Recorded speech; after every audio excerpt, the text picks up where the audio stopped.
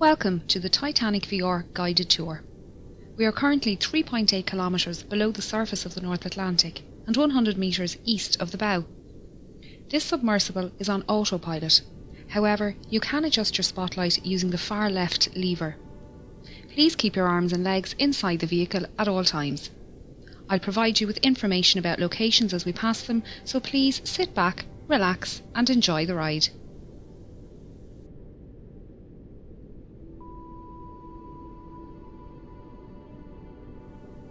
The RMS Titanic was the second White Star Line Olympic-class ocean liner, the first being RMS Olympic and the third being HMHS Britannic. She was 269 metres long, 28 metres wide and 72 metres tall from the bottom of her keel to the top of her masts. At 46,328 tonnes, she was the largest ship built at the time, being only slightly bigger than Olympic. Olympic and Titanic were the 400th and 401st hulls laid by shipbuilders Harland and Wolff in their Belfast shipyard in Northern Ireland. The two ships were built side by side, with work on the Olympic begun first. Everything on RMS Titanic was massive. This centre anchor was at the time the largest anchor forged by hand and weighed in at over 15 tonnes. The centre anchor and the two bower anchors were made by Noah Hingley and Sons in their workshop in Dudley, England. The anchors were transported to Belfast by horse, train and ship before being installed. It took 3 years to construct Titanic, but by the 2nd of April 1912, Titanic was completed and taken out to the Irish Sea for her trials. She was certified as seaworthy by the British Board of Trade and ready for her maiden voyage. She would be servicing the transatlantic route, a journey from Southampton, England to New York, USA, with stops at Cherbourg, France and Queenstown, Ireland. RMS Titanic carried mail and cargo as well as passengers. She had 6 cargo hatches with numbers 1, 2 and 3 forward and 4, 5 and 6 aft. On our left is the number 1 hatch, the access point for the forwardmost cargo hold. The hatch cover can be found lying about 100 metres in front of the bow. It was blown off this hatch when the bow impacted the ocean floor and the water inside was forced up and out of the ship. After departing Southampton on the afternoon of Wednesday the 10th of April, RMS Titanic began her 5,360 kilometres journey to New York City. She was due to arrive in the early hours of Wednesday the 17th of April, but with calm ocean conditions and good weather, it was possible she could arrive early on Tuesday evening instead. The night of the 14th of April was moonless and a light fog was developing on the horizon. Titanic's captain Edward Smith had received a number of ice warnings during the day and had changed their course so they were further south to avoid the affected areas. The captain retired to bed and First Officer William Murdoch took charge of the bridge as officer of the watch. Titanic steamed ahead through the night while lookouts Frederick Fleet and Reginald Lee searched the horizon for small ice. They were standing here in the crow's nest when at 11:40 p.m. Fleet spotted an iceberg directly ahead. He rang the warning bell 3 times to indicate an obstacle ahead and phoned the bridge. Murdoch gave the order, hard a starboard, and the ship turned to port, but it was too late. Titanic struck the iceberg on her starboard side. The impact buckled hull plates and sheared rivets, revealing her 6 compartments to the ocean. You can see here the remains of the crow's nest platform and the mounting bracket for the bell above the access hole. The bell and telephone can be found lying in the debris field. The lookouts would climb up a ladder on the inside of this mast to reach the crow's nest. Both Lee and Fleet didn't believe Titanic had struck the iceberg hard and thought it was just a close shave. They didn't realise the seriousness of the situation until they arrived on the boat deck and were ordered into lifeboats.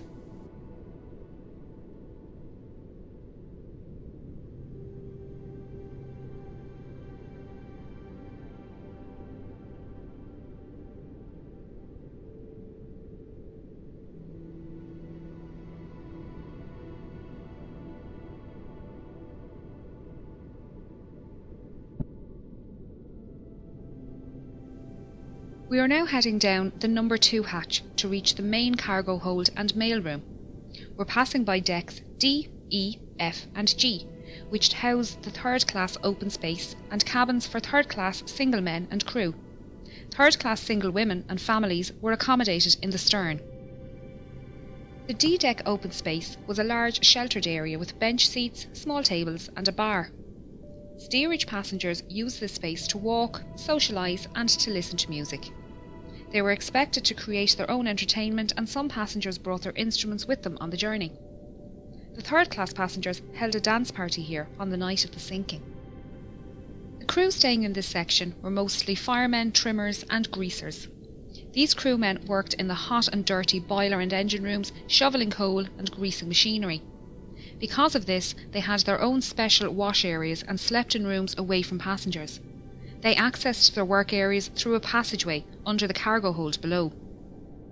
Titanic contained 15 bulkheads, thick walls that separate her lower decks into 16 watertight compartments.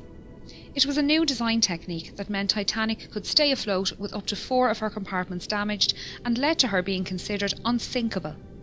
Unfortunately, the collision with the iceberg opened 6 compartments. Within the first 15 minutes, this cargo hold was underwater, and the third-class accommodation on G-deck above was starting to fill with water.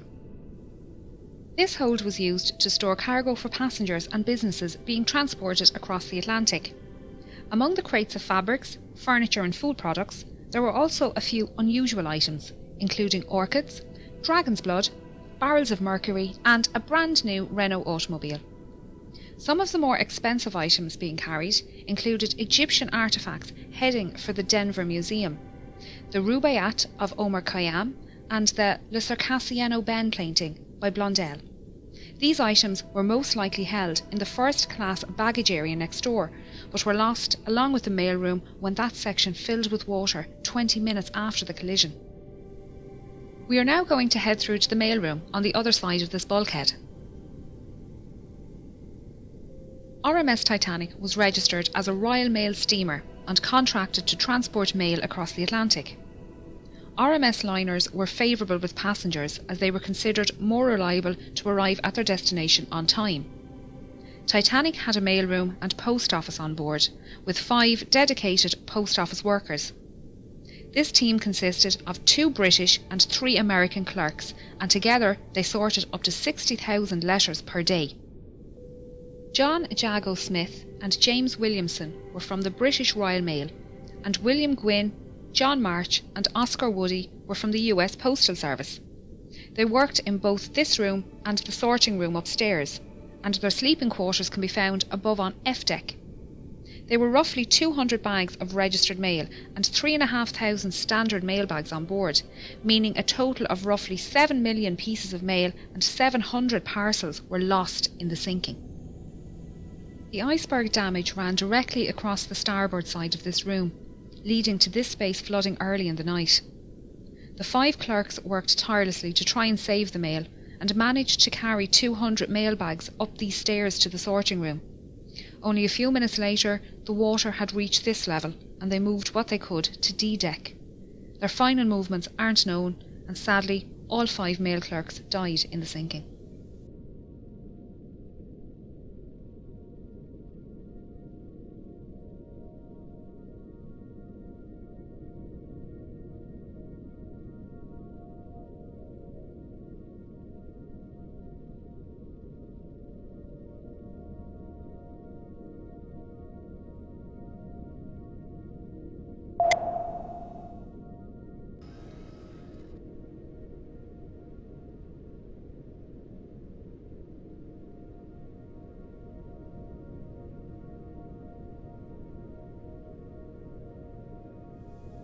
As the iceberg slid down the side of the ship, Murdoch ordered a hard aport, swinging Titanic's stern out of the path of the iceberg. He also closed the watertight doors, isolating the flooding to those damaged compartments. The forward 3 hatches, along with the peak tank and boiler rooms 5 and 6, were breached. The openings were long and thin, where the iron plating had separated and exposed a total area of little over 1 metre squared.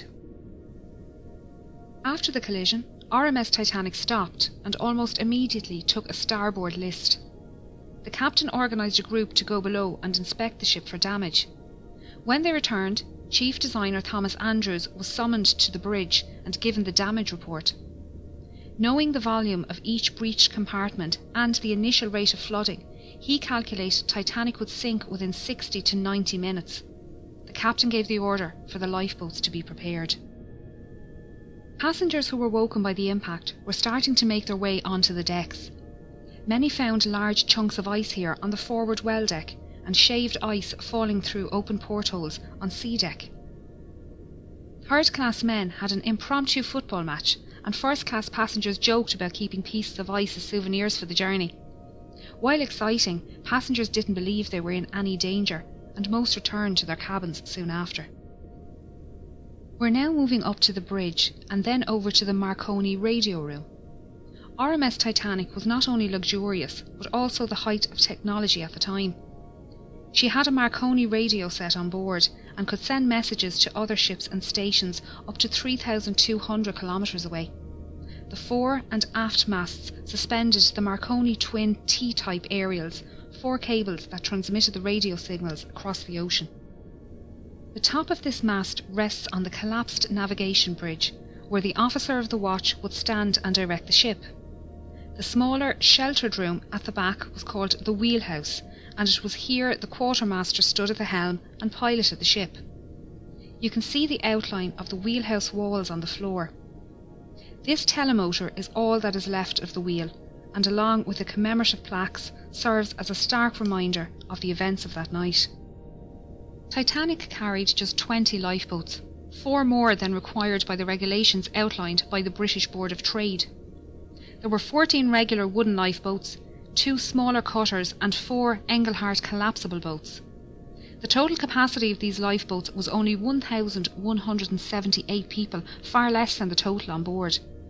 This fact must have weighed heavily on the captain's mind as he specified the boats to be filled with women and children first. Many passengers refused to board lifeboats, believing they would be safer on board Titanic. Just over an hour after the collision, the first lifeboat left the sinking ship. By 2 a.m, only her 4 collapsible lifeboats remained unlaunched. This is davit number 1, the only davit remaining in a standing position on the wreck. It was used by First Officer Murdoch to lower Lifeboat 1 and Collapsible C, and was in the process of lowering Collapsible A when the bridge suddenly ducked under the water at 2:15 a.m. The officers, crew and passengers alike were washed from the decks by the resulting wave, and the lifeboat floated away upright and empty.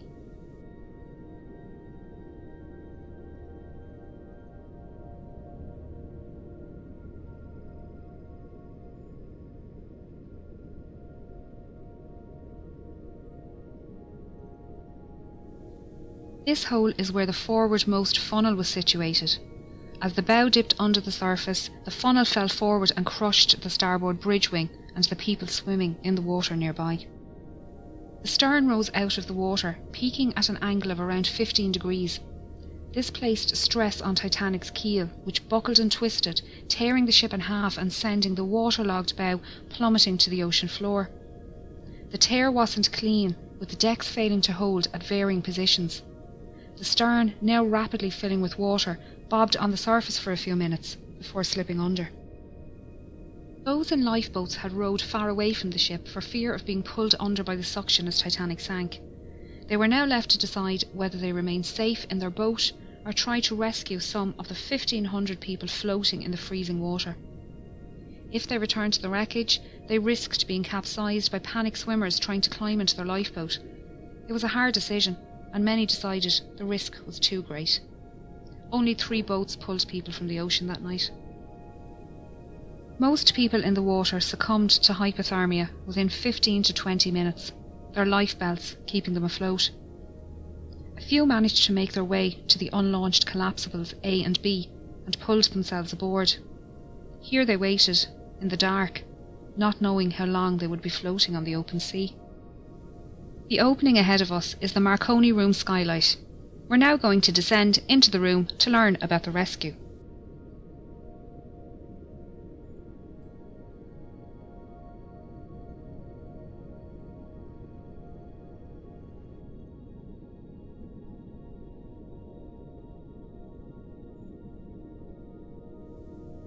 Throughout the night, senior operator Jack Phillips worked the 5 kW Marconi wireless radio set to send out distress signals using both the old CQD and new SOS call codes.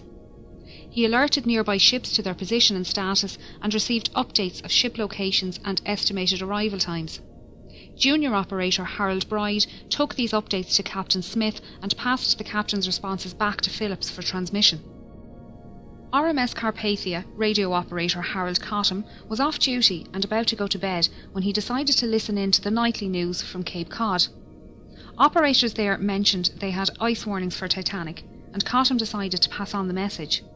He was surprised when Phillips responded to his call with a CQD and gave Titanic's location. Cottam immediately took the message to Carpathia's captain, Arthur Rostron, who ordered all hands on deck and told Cottam to let Titanic know they were on their way. These calls for assistance were only possible with the help of the Titanic's engineers working down in the ship's engine room. The dynamos powered the ship's lights, water pumps and Marconi equipment. As Titanic took on more water, her engines began to fail and the signal strength weakened. Bride adjusted the current and motor speed to find the strongest spark, while Phillips tested the equipment in the room next door. Bride's final settings can be seen on the wall here.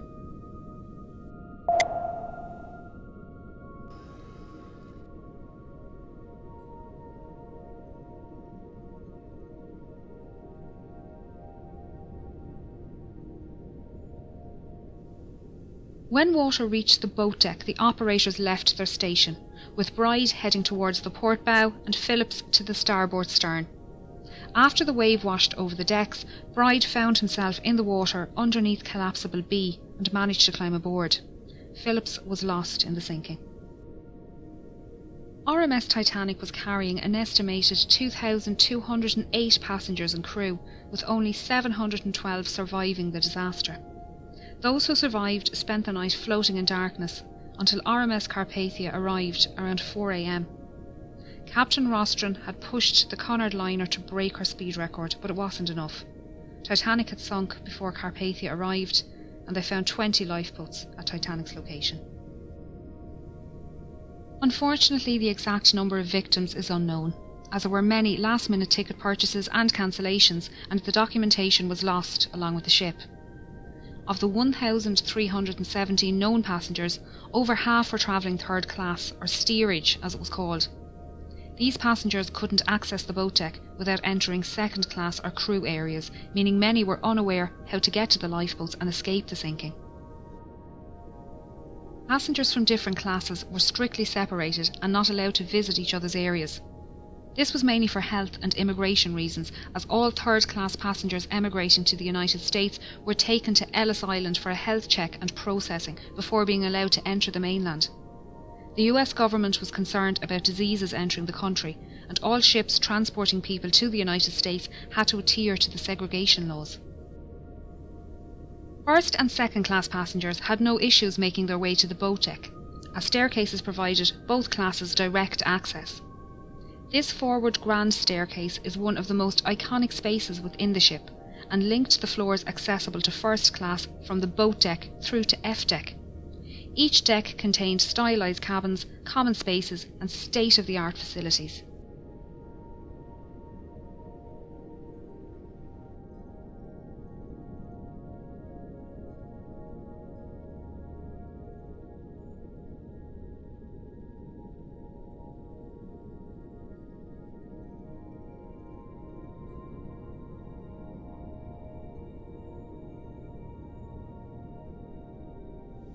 A deck comprised of the first class lounge, promenade, reading room and smoking room.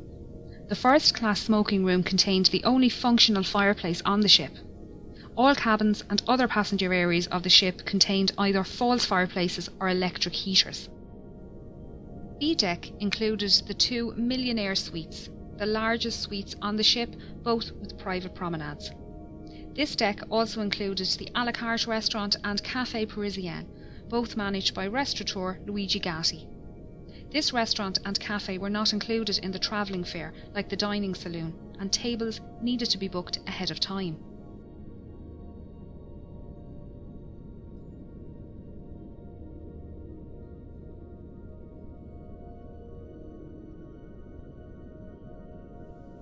C deck was known as the shelter deck and contained first-class accommodation along with a first-class barber shop, inquiry office and purser's office.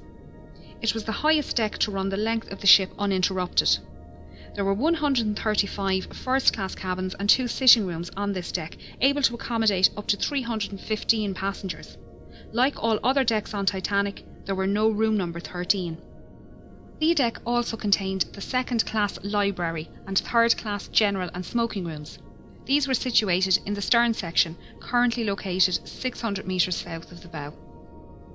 There were 2 purser's offices on board, one for first class and one for second class. The offices were run by 6 pursers who handled passenger inquiries, cash and valuables in the safe, and issued tickets to the Turkish baths and swimming pool on F deck. First and second class passengers needed to register their arrival at their respective purser's office, and they were given maps of the ship. This office was also the first point of call if first class passengers wished to send telegraph messages using the new wireless technology on board. Chief Purser Hugh McElroy was well known among the first class passengers and crew, having served on White Star liners for 13 years. He often dined alongside passengers in the restaurant. During the cross-channel journey, McElroy kept a canary in his cabin, minding it during its delivery to a friend in Cherbourg. On the night of the accident, he was seen assisting with loading and lowering Lifeboat 9. He helped women enter the boat and spoke with owner Bruce Ismay. He was also seen on deck speaking with Assistant Purser Reginald Barker and surgeons William O'Loughlin and John Simpson. The friends were standing silently watching the last boats being lowered and spoke briefly with Officer Lightoller before shaking hands and saying their goodbyes.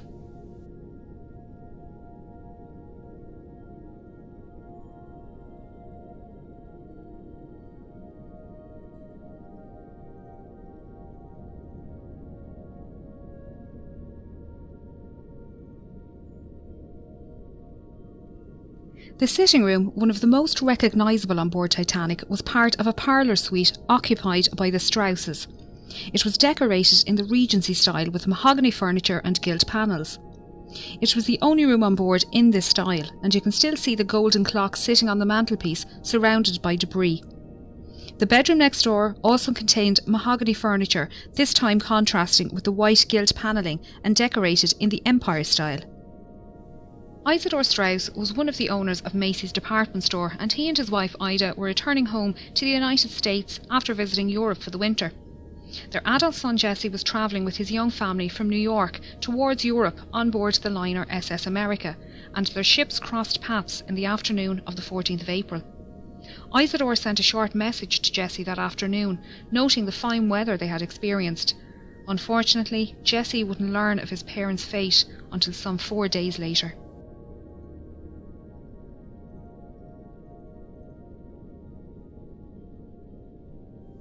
The elderly couple were woken by the slight bump as Titanic struck the iceberg, and made their way up onto the deck after waking their maid and valet.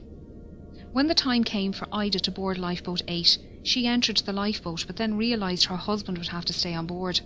She stepped back out. Isidore and others tried to convince her to re-enter the boat, but she refused to leave without her husband. Ida helped their maid Ellen Bird into the boat and wrapped her fur coat around Ellen, saying she wouldn't be needing it anymore. Isidore and Ida were last seen sitting in deck chairs on the A-deck promenade holding hands.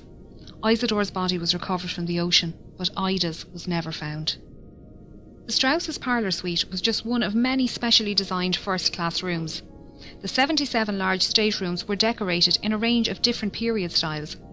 Titanic was designed to be the height of opulence, and the first-class common areas were the most luxurious. She mostly followed Olympic's design, but White Star Line made many changes to Titanic's layout and fixtures due to feedback from Olympic's maiden voyage.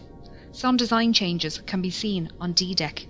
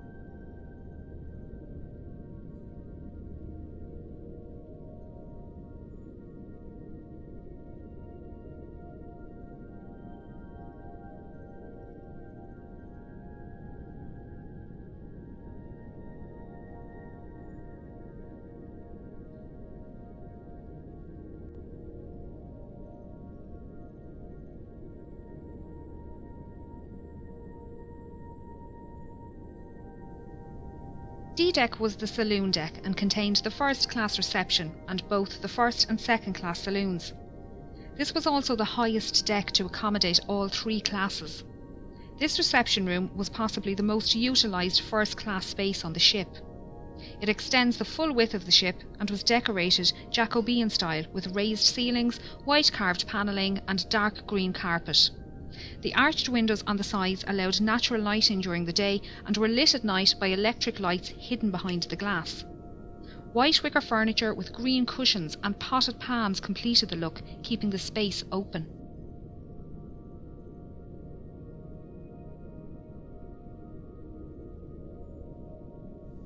A Steinway grand piano sat in the corner and was played as part of a quintet during afternoon tea and in the evenings. Passengers would sit and listen to the band before heading to dinner in either the B-deck restaurant or through the double doors to the first-class saloon. Percy Fletcher, the ship's bugler, called passengers to their evening meals by playing the Old Roast Beef of England at various locations around the ship.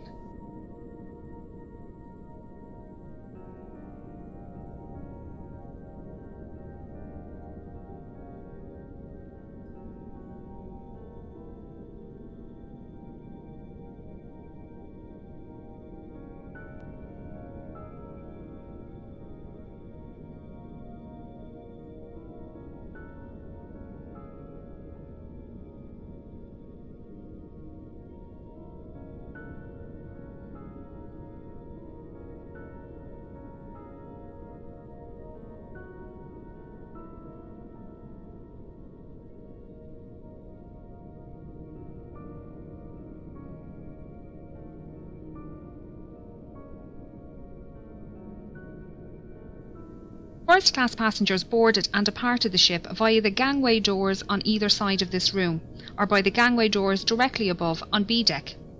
These lobbies were larger on Olympic and extended out into the reception area. During Olympic's maiden voyage, White Star officials noticed crowding in the reception area each night after dinner and decided to extend the reception area on Titanic.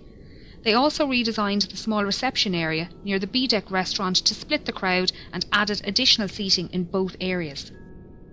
These three elevators serviced only the first-class passengers and ran from A-deck to E-deck. A fourth elevator was available off the second-class staircase and was the first elevator to be available for second class on any White Star liner. As no photographs exist of Titanic's forward grand staircase or elevators, it was assumed they were exact copies of those found on Olympic. It wasn't until film director James Cameron explored this area with an ROV that it was discovered the intricate design of their grilles is different to that on Olympic. Not a lot of sea life lives at this depth, but since discovering the wreck we've learned quite a bit about the ones that do. So far, 24 species of invertebrates have been discovered around the wreck, including crabs, coral and sea stars. There have also been 4 species of fish found, with the rat-tail or grenadier fish being one of the more common species. They can grow up to 1 metre long and can be found both inside and outside the wreck.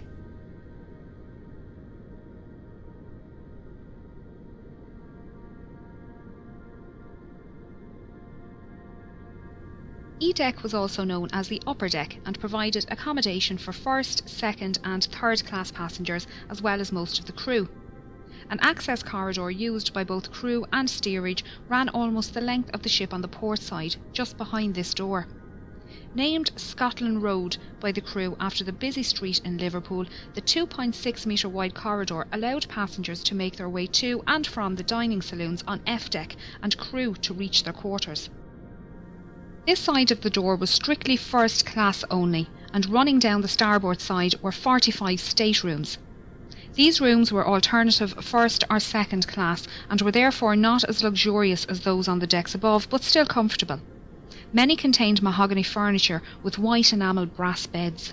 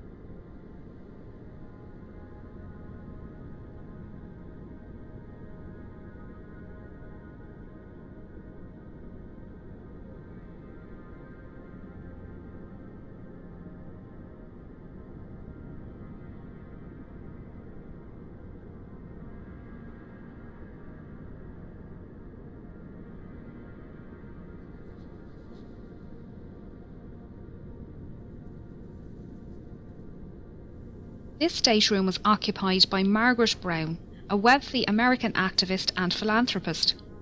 She was heavily involved in workers' and women's rights and campaigned to support those less fortunate both before and after the accident.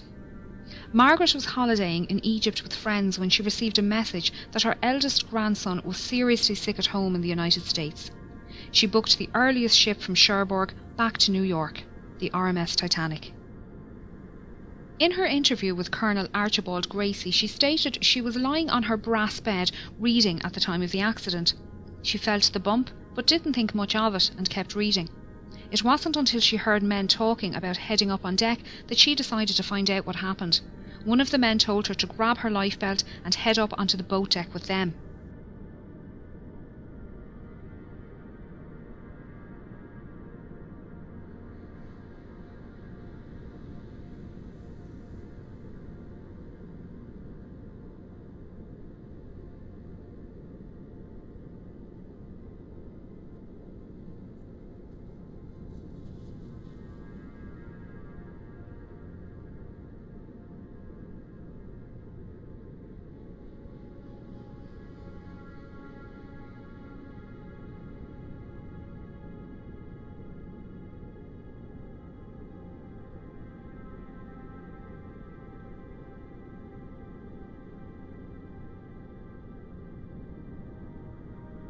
As they made their way up, she saw a group of men manually lowering the F-deck watertight doors from the access points in the floor here, directly outside of her cabin on E-deck. The men were joking around as they worked, so she thought it must only be precautionary. Margaret helped women board lifeboats on the port side of the ship before being persuaded to join Lifeboat 6. She noticed her lifeboat was lacking rowers and organised people to take an oar. She tried to convince the passengers of her lifeboat to head back to the wreck and save those swimming, but was met with opposition from the quartermaster in charge.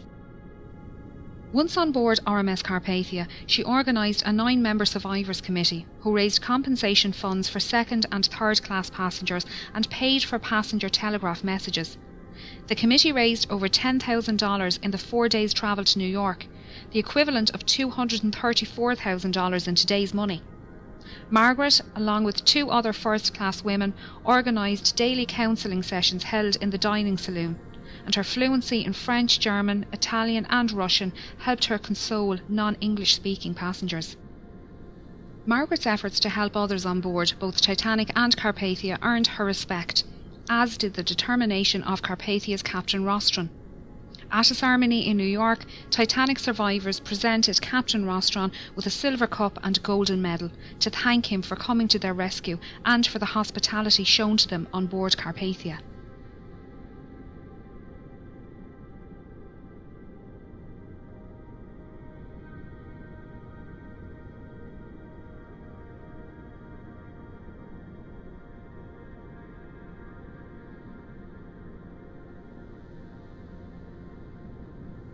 This watertight door is the one Margaret Brown watched being lowered from the floor above.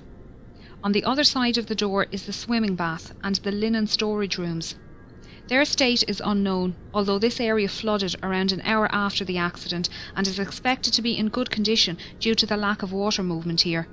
As we can see, the Turkish baths are well preserved. This was the cooling room, and first-class passengers would relax here after using the temperate, hot and steam rooms just off the side door. Passengers would change into towels using the change rooms in the starboard corner and store any valuables in the cabinet next to the vestibule. The passenger would then make their way down to the temperate room, where they would sit or lay in the heat for 10 to 15 minutes. Here they would start to sweat before moving into the adjoining hot room. After spending another 5 to 10 minutes in the hot room, the passenger would either take a cold shower or a dip in the swimming bath next door, before making their way into the shampooing room. Here the passenger would lay on a marble table while an attendant gave them a full body wash and massage. Once dry and wrapped in clean towels, the passenger would make their way back to the cooling room, where they would relax until their body returned to the normal temperature. The Turkish baths is one of the best preserved areas on the ship, with most of the tiles, ceiling lanterns and wooden panelling still in place.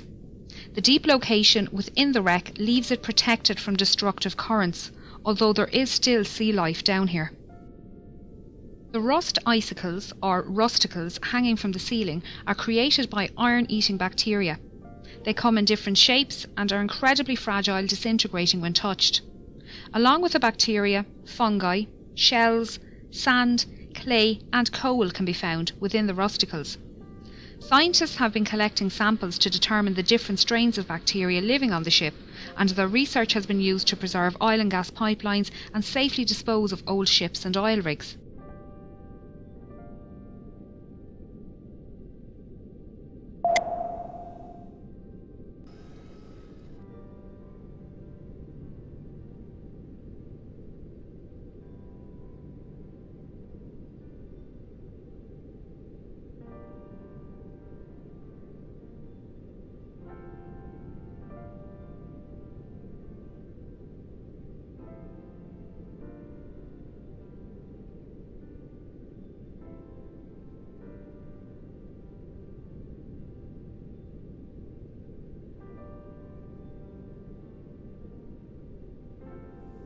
As first-class passengers rose up this staircase and made their way out onto the boat deck, they would have passed the band playing in this alcove next to the entrance.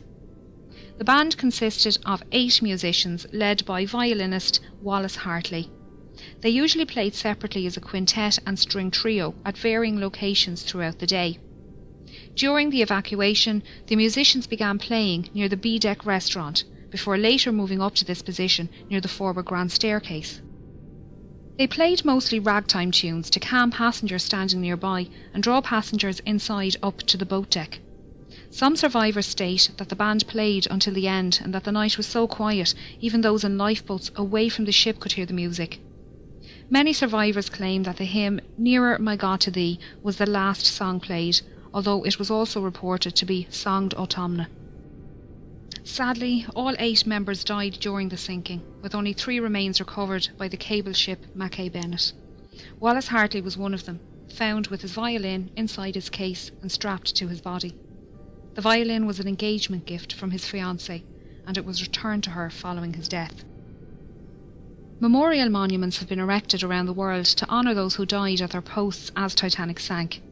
The musicians playing on deck, the passengers who loaded lifeboats and then stood aside, the firemen and engineers keeping the dynamos running.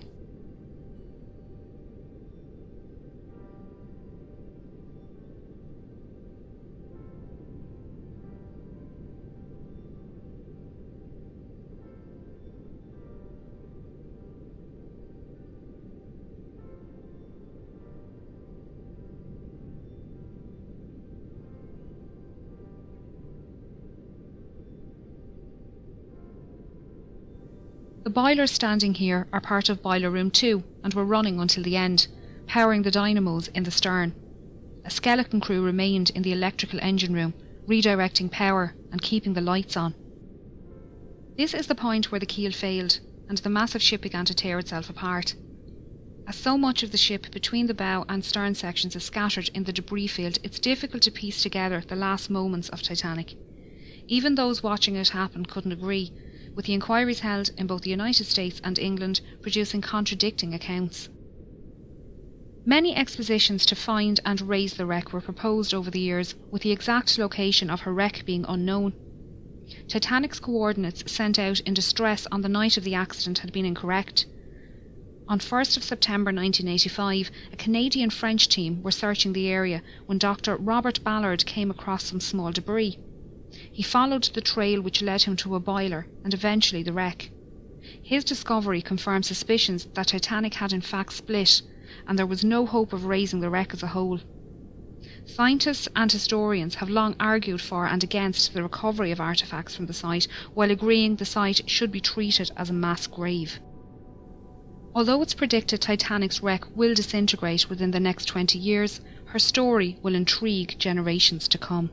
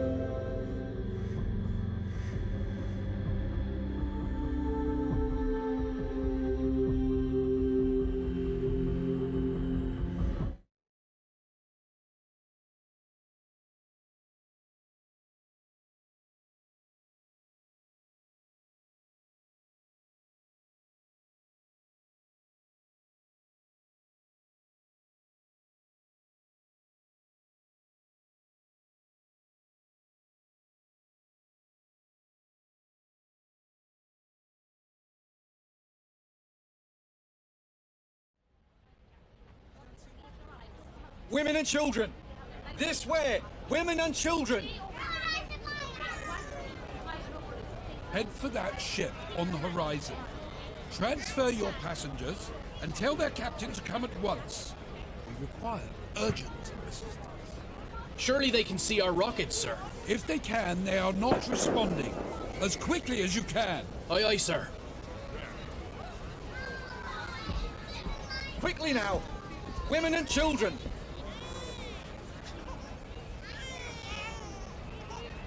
Quickly!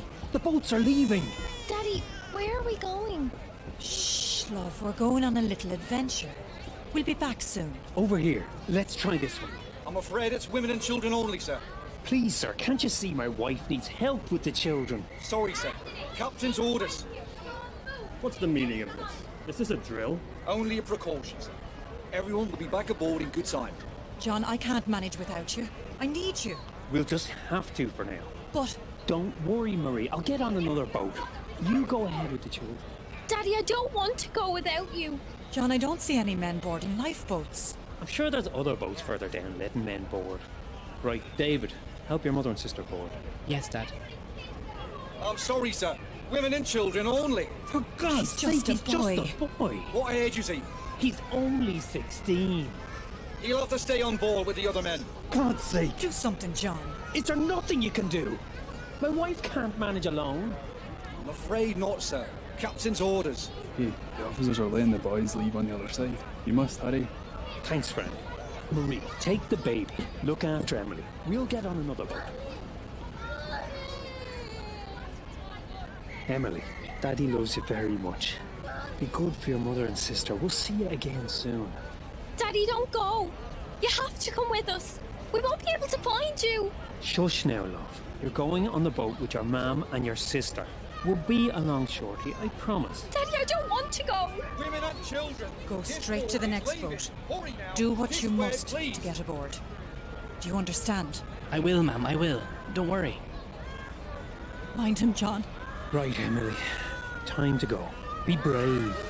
No. Here, No, let me Daddy, help. Emily, please. go. You have I to want go with your mother. With you. Go. Please let me go with No. you. Dad, We'll be all right. Be please. good, child. We'll see you soon. We'll head straight for another boat. Women and children. Final call. Right, it's time to go. No. She must be terrified. Oh, the poor thing. Oh.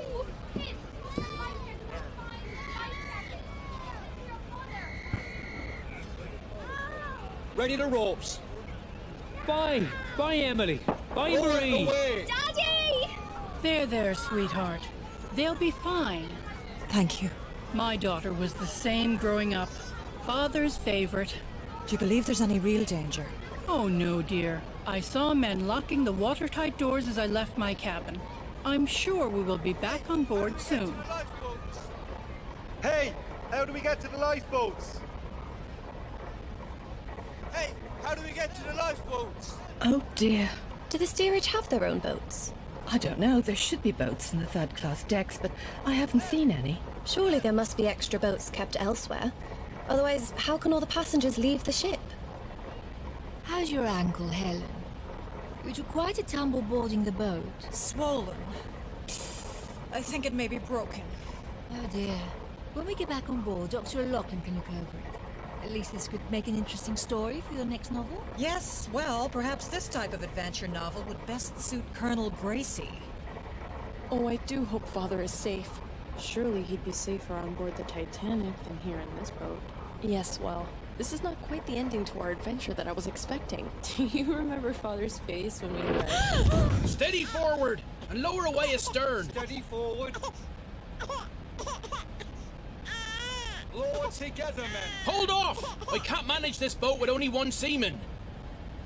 Are there any sailors aboard? Present yourself. This boat needs another hand. I am a yachtsman, sir. I can row. If you're seaman enough to get onto that boat, you can go. Swing over that loose rope. Ready? Oh my goodness.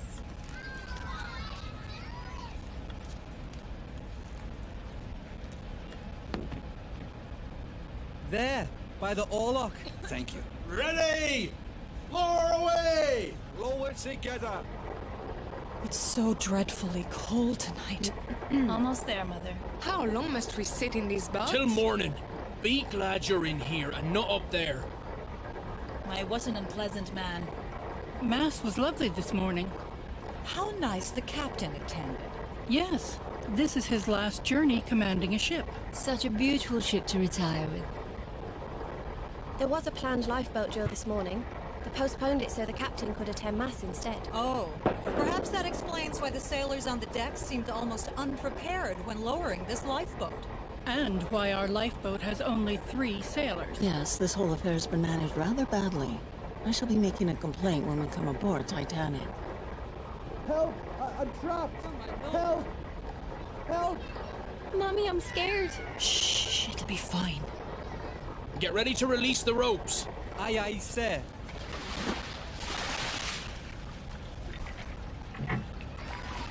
There's water coming in! Get that plug in! The boat will founder! I have it. You there! Stand on that plug! Make sure it doesn't come out! Well, I never... Man the oars! We need to leave this ship! Her suction will pull us under!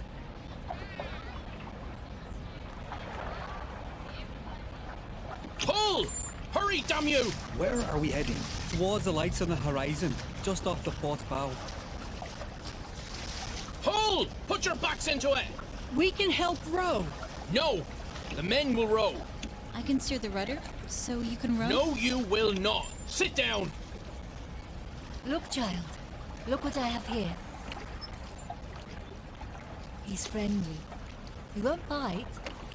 Would you like to hold him? He's so soft. Can you look after him for me? While we're on this boat? Yes, Mum. I should have stayed on deck with Quig. No, it was good of you to join us in the boat. Quig wouldn't have allowed you to stay on deck. I'm sure we will be back on deck shortly. Never mind that sailor. And what if there is real danger? There can't be. The captain said so himself. This is just a precaution. This fog on the horizon and no moonlight. Yes, it's hard to see anything tonight.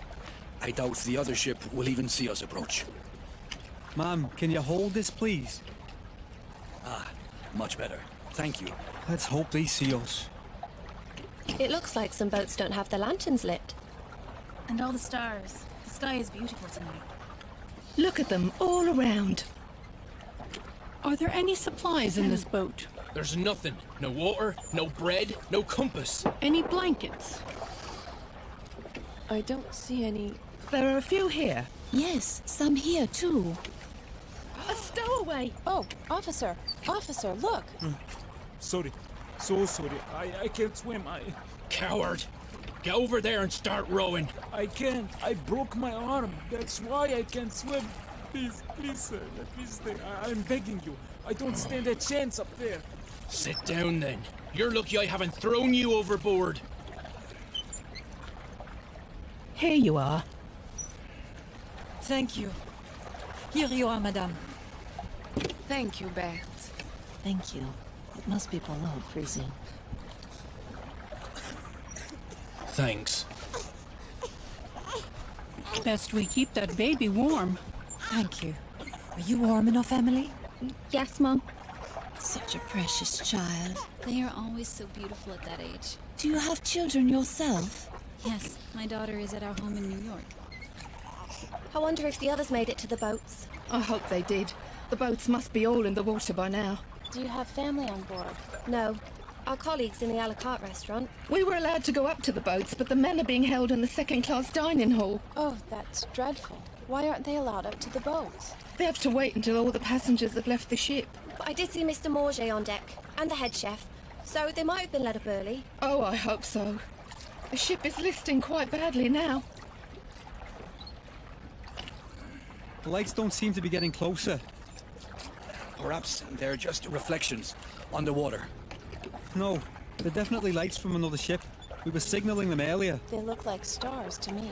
Keep rowing towards the lights. Captain's orders. You should assist us rowing. Allow one of the women to steer the boat. It's a perfectly calm night. You row, sir. I will remain in command of this boat.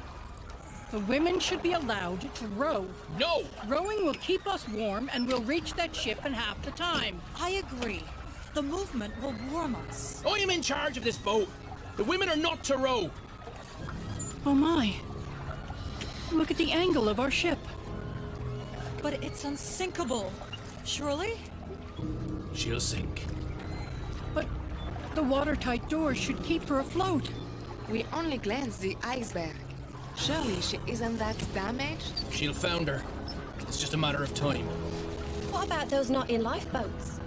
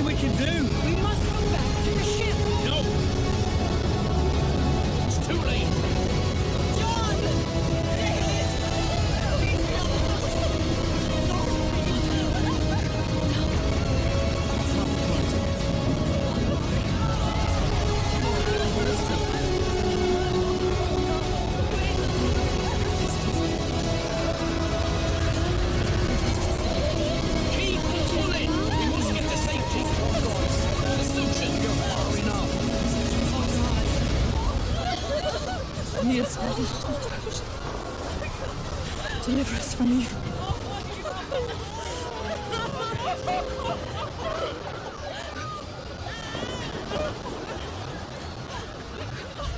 We must go back. No, if we go back, they will swamp the boat. People are dying. Can you not hear them? It's our lives now, not theirs. You cannot leave them. Please go back. There's nothing there but a lot of stiffs. People are still alive. We aren't going back. That's final.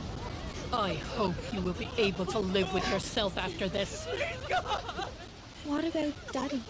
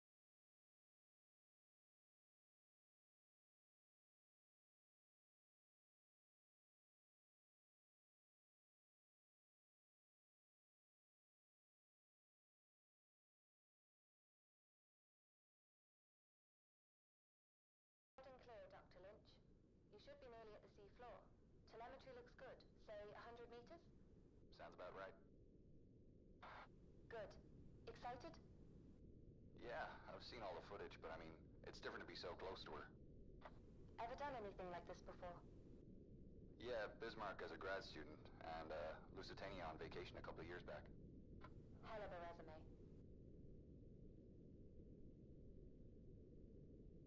Alright, I've reached the seabed. Can't see much. You're still a couple of 100 meters out, and back to manual control. Shall we run an equipment test?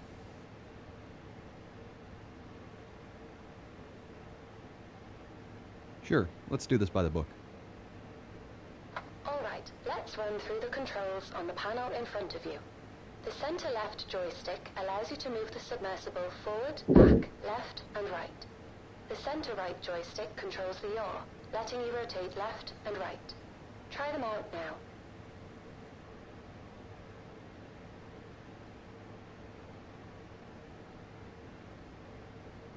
Great! Now let's check the altitude controls. The lever on the far right allows you to ascend and descend.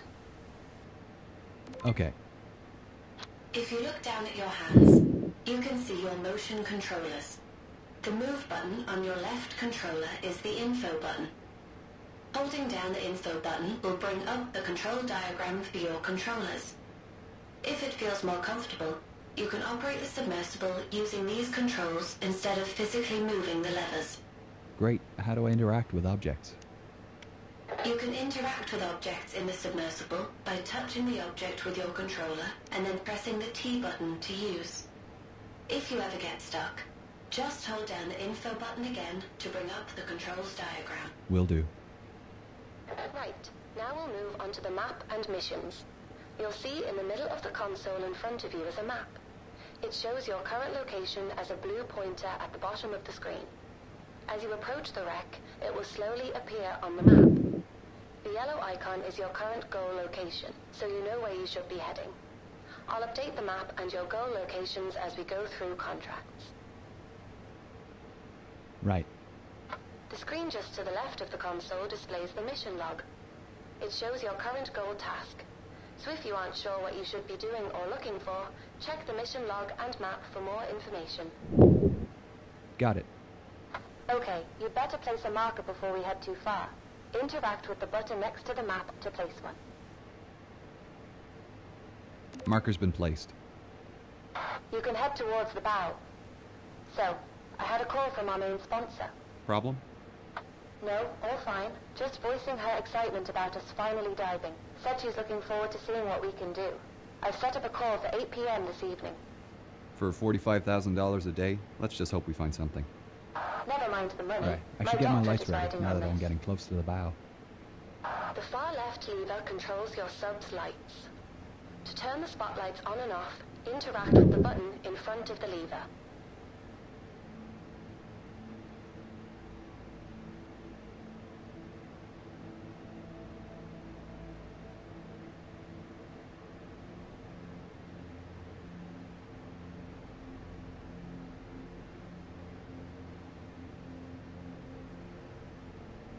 Whoa. There's something you don't see every day.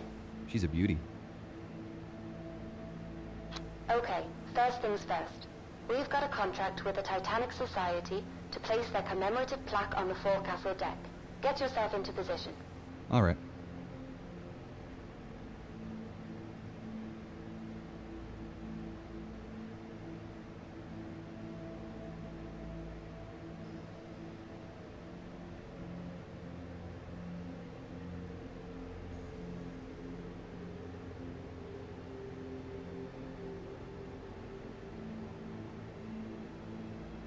Coming up to it now.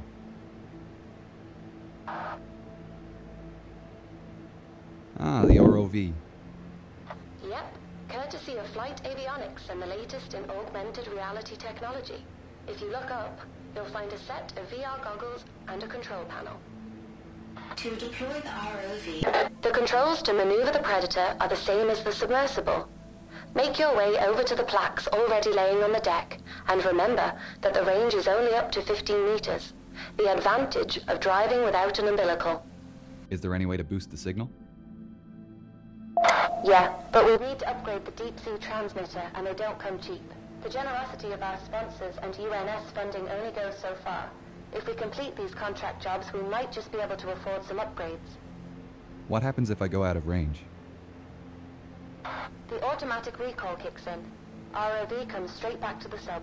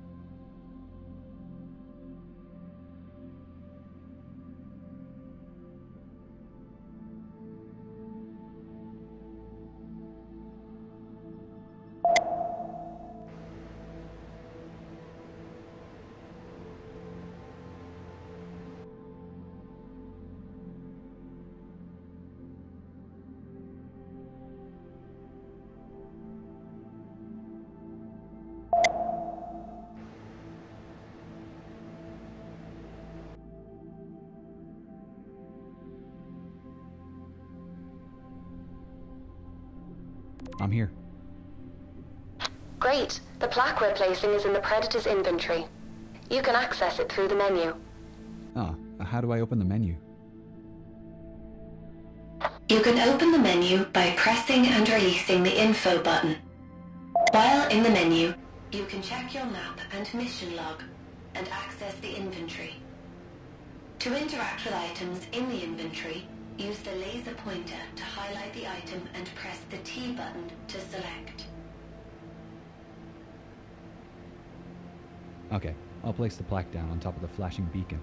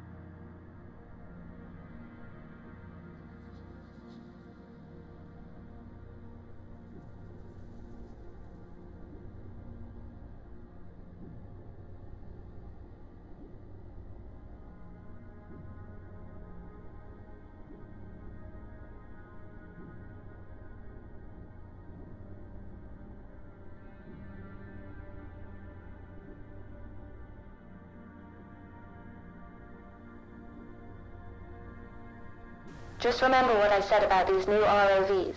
The range is only up to 15 meters.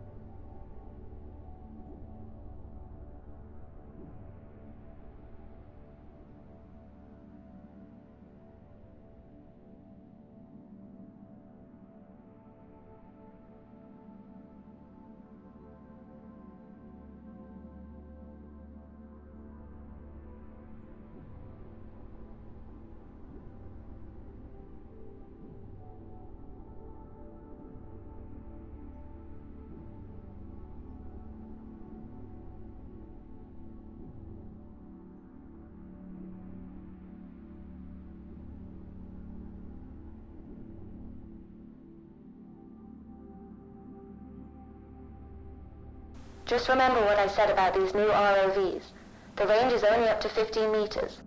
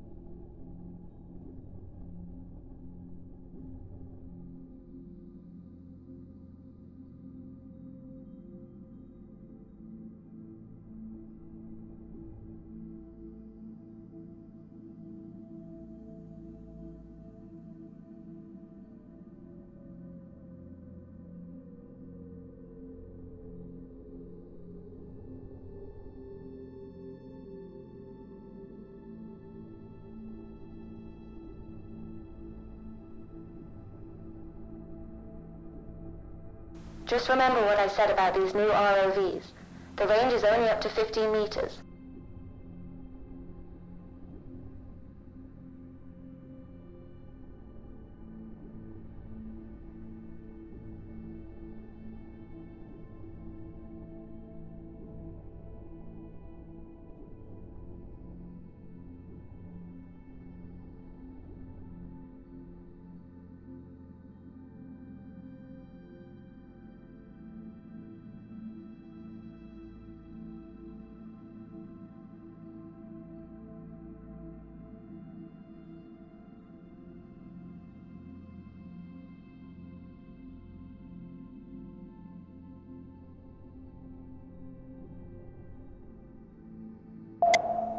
Can't get that far.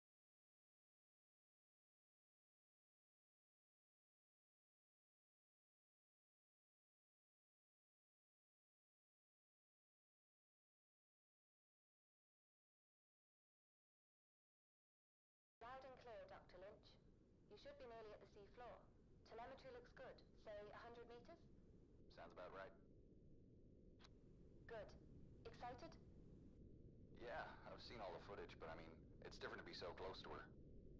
Ever done anything like this before? Yeah, Bismarck as a grad student, and Lusitania on vacation a couple of years back. Hell of a resume.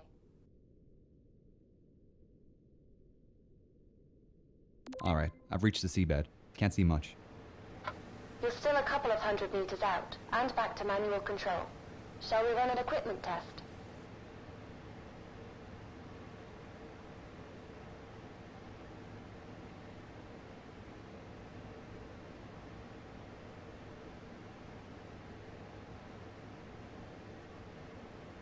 That's alright. I'm good. Okay, you'd better place a marker before we head too far. Interact with the button next to the map. Marker's been placed. You can head towards the bow. So, I had a call from our main sponsor. Problem? No, all fine. Just voicing her excitement about us finally diving. Said she's looking forward to seeing what we can do. I've set up a call for 8 p.m. this evening. For $45,000 a day, let's just hope we find something. Never mind the money. My doctorate is riding on this.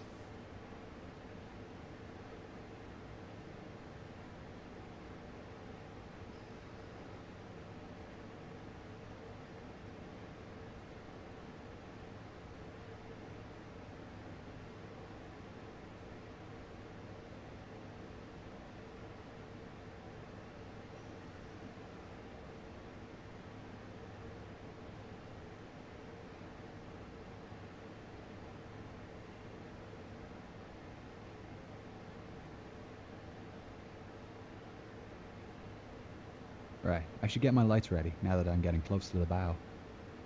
The far left lever controls your sub's lights. To turn the spotlights on and off, interact with the button in front of the lever.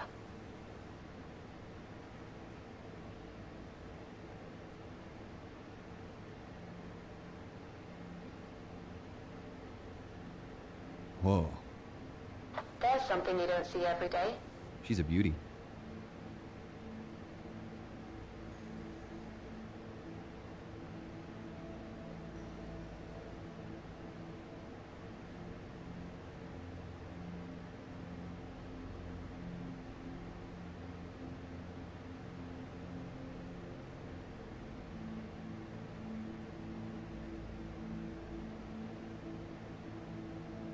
Okay, first things first.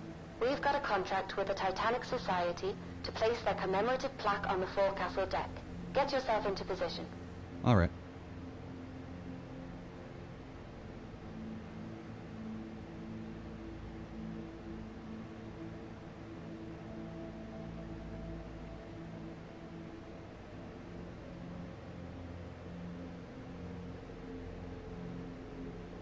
Coming up to it now.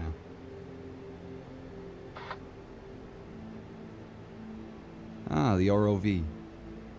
Yep, courtesy of Flight Avionics and the latest in augmented reality technology. If you look up, you'll find a set of VR goggles and a control panel. To deploy the ROV, reach out and touch the VR goggles with your motion controller. Then press the T button to use.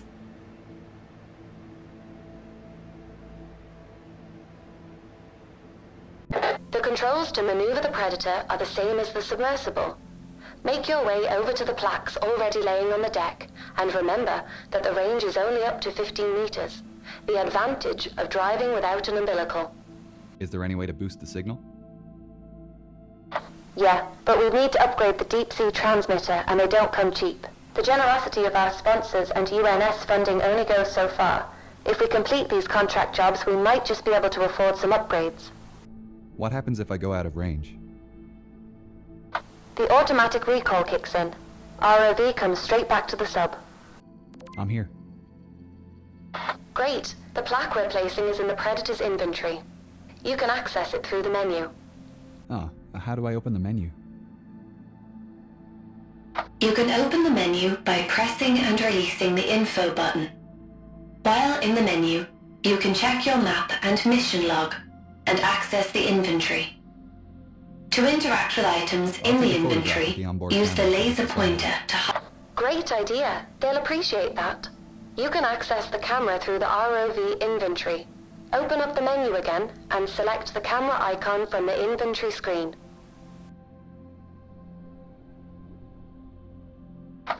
one of the T buttons to take a photograph. You can get out of camera mode by pressing and releasing the info button again.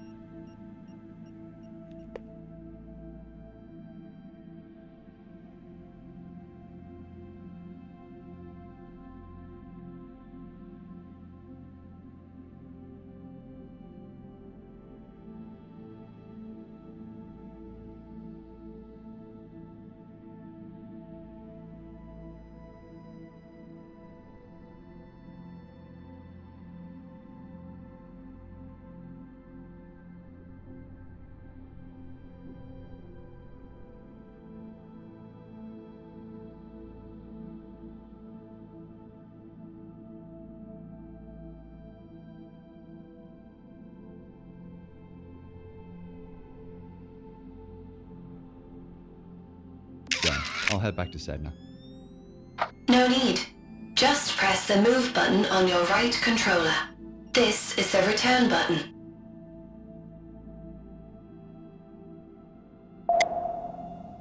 Now you're back in the sub. Recall the ROV by pressing the button next to the ROV goggles. It's above you on the right. Where to now? Hull breach on E-deck. I'll mark it on your map. We're heading for his cabin, right? That's right. Eyewitness testimony said Henderson kept a journal. It should tell us more about his activities on the final night. I presume I'm looking for some kind of trunk. Henderson had a briefcase listed on the manifest. With any luck, it's still in his room.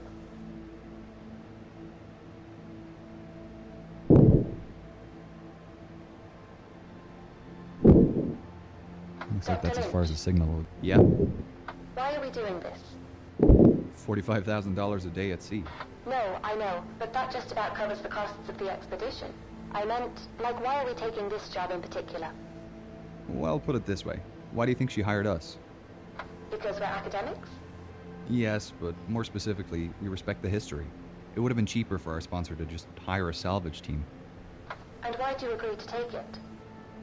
Funding like this comes once in a blue moon, and I wanted to see her up close.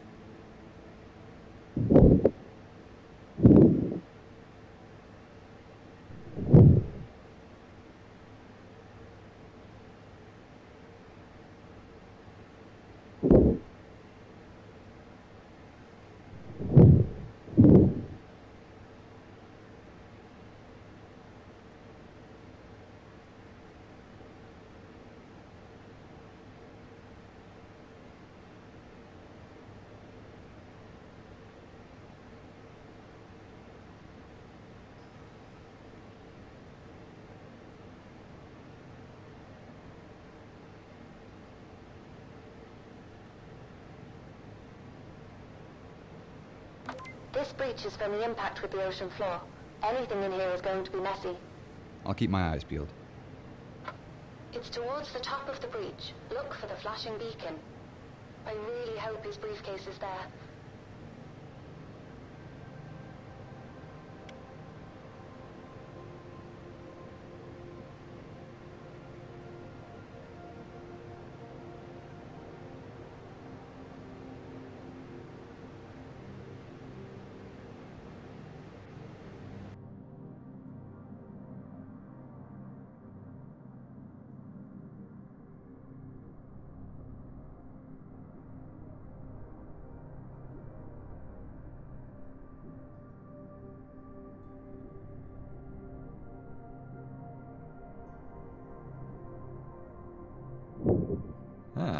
found a briefcase.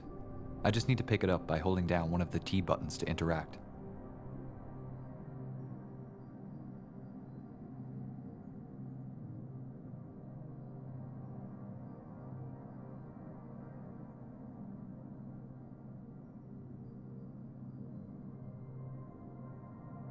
WJH. I think this is it. Well, that's lucky. Are you going to open it? No, not here. Assuming there's anything intact in there, it'll start degrading as soon as I open the case. I'll have to bring it back to the lab before we can take a peek. Okay, you should put the briefcase in the Predator's storage then. Just open and close the menu again by pressing and releasing the info button. The briefcase will appear in the ROV's inventory as a selectable item, and you'll have your hands free again. Right. If this is the last task for today, I'll head back to the lab now. Yep, just return to the submersible and you can head up from there. I can't wait to see what's inside.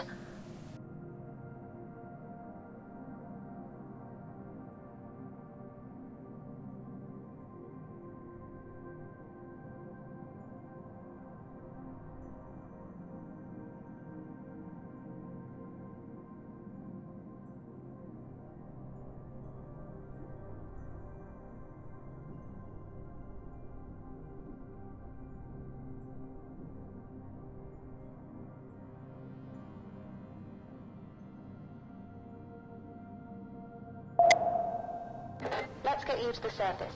Activate the autopilot and get comfortable.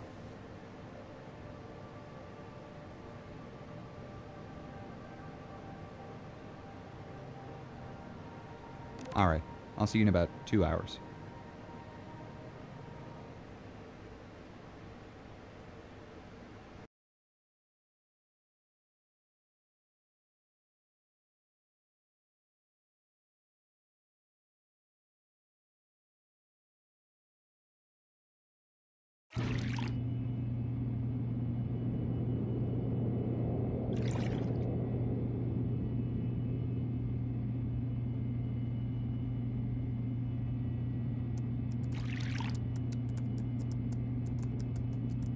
Okay, I'm back in the lab. I need to complete the tasks listed on the whiteboard by teleporting around the room and interacting with the recovered items and preservation stations. When I complete a task, the next task will appear on the board. I can rotate on the spot using the cross and circle buttons on the left motion controller and interact with items using either controller. To teleport, I need to hold down the square button on the left controller while aiming at one of the chairs dotted around the lab. When the white square appears on the ground, I let go of the button and instantly teleport to that location. If I drop an item and can't reach it, I can use the tractor beam to recover it. I just need to hold down one of the T buttons while aiming at the item and it will move up to my hand. If I get really stuck, holding down both T buttons and move buttons will reset the items back to the starting tub while keeping my progress. If I'm not sure what to do, I can always refer to the whiteboard to see the next task. Our sponsor is calling at 8 o'clock, so I better get started by opening this briefcase.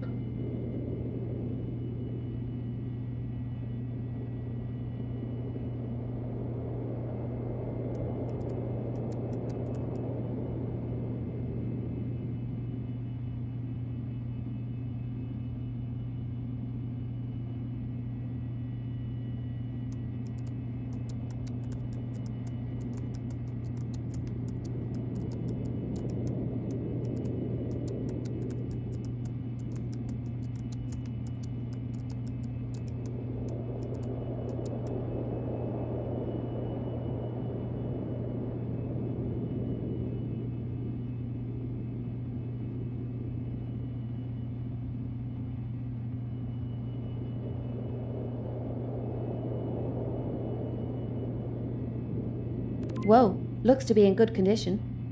Let's get this cleaned up. This journal is pretty special. The pages seem to be a fabric paper blend. I think the desalination bath will leach out the salt. Then it can go into the PEG station before freeze drying. A bone hair comb. I'll need to wash the salt out quickly before it crystallizes and the bone starts to crumble.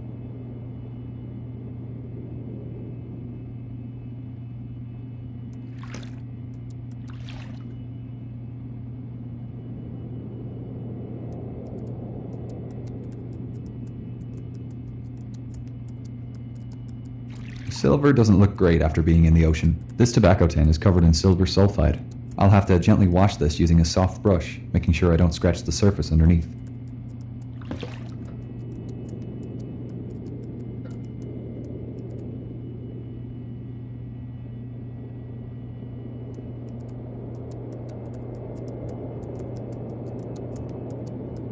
These banknotes are delicate and will need a good rinsing in the desalination bath. Then we can treat them in the fungicide to keep them clean before freeze drying them.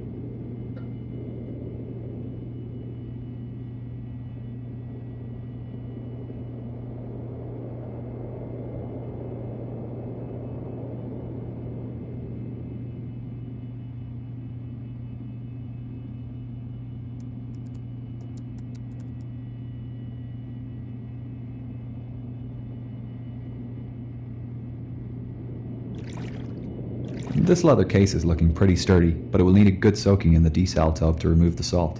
Then I can give it a gentle scrub with the nylon brush.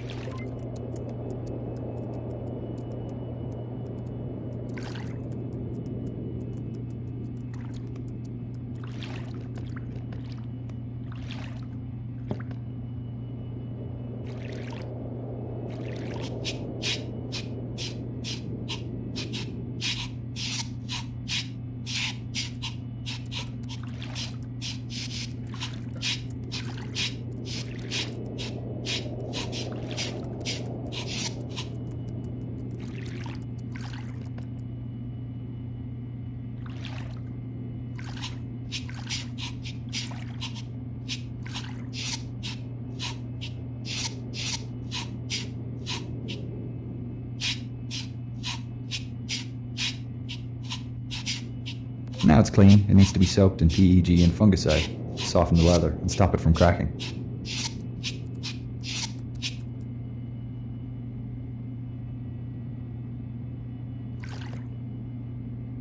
Alright, it's ready for freeze drying.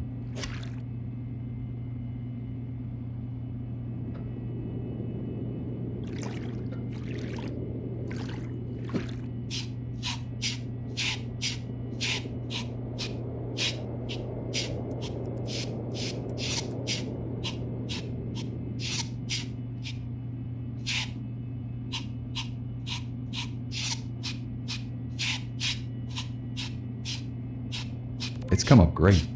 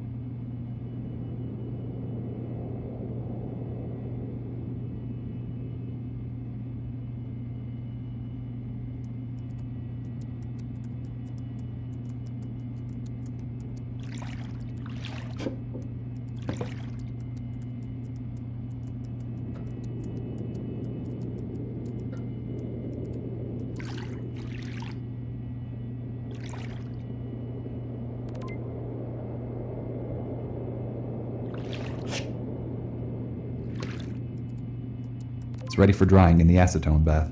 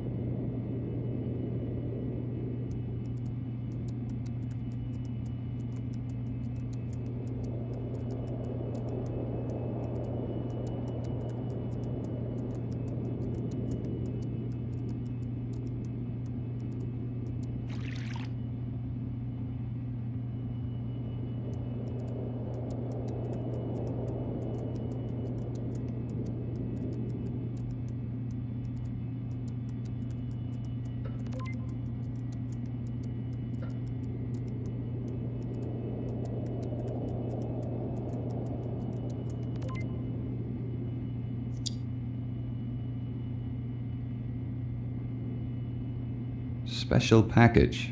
That's interesting. Here's our sponsor. We can tell her the news. Hi, team. How are you both? Hi, Gillian. We're doing great.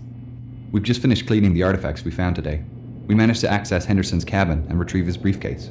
Wonderful. Inside we found his journal, a few personal items still in good condition.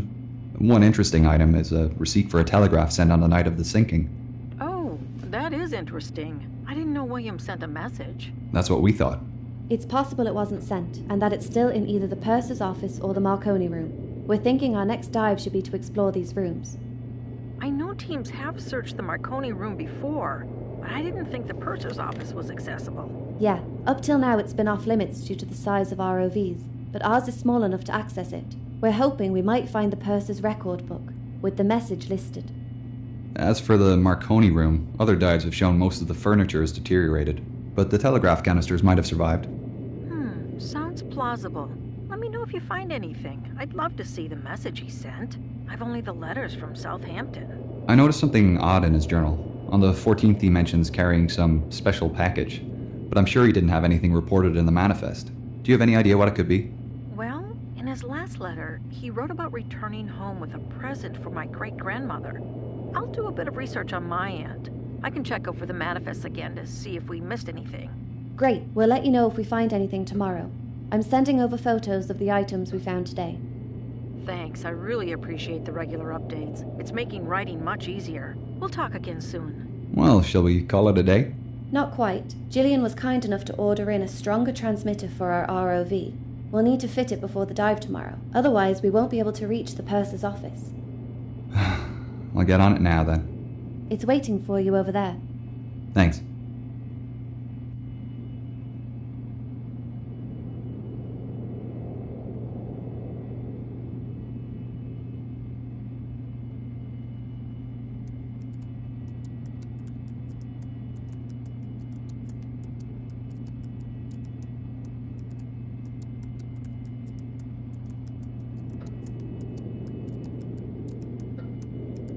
I need to replace the transmitter in the ROV with the one on the table next to it.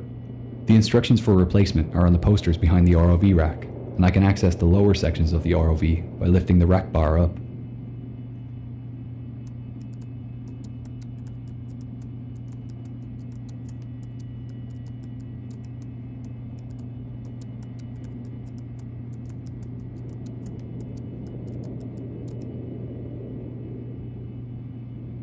I need to replace the transmitter in the ROV with the one on the table next to it. I need to lift the black hood to place the transmitter, then lift the bar up to put the sample container in the storage compartment.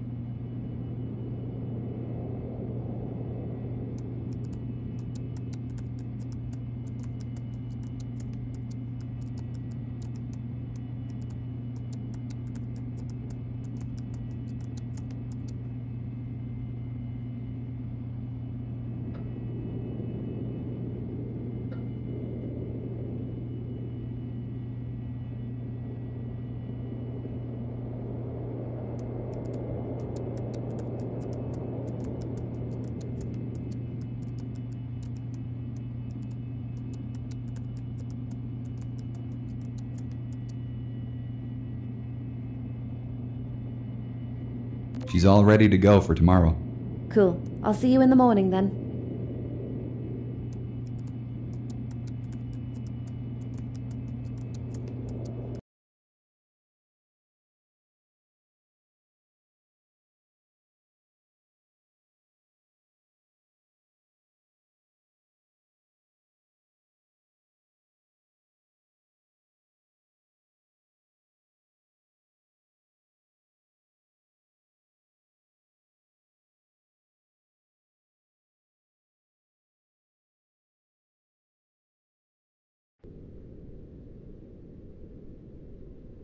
Radio check, Wilson. Coming in nice and clear, Dr. Lynch. Great. First up is the purser's office on C deck, correct? Correct. To access it, you'll need to head down through the hole where the forward grand staircase was. I'll mark it on your map. The C deck is pretty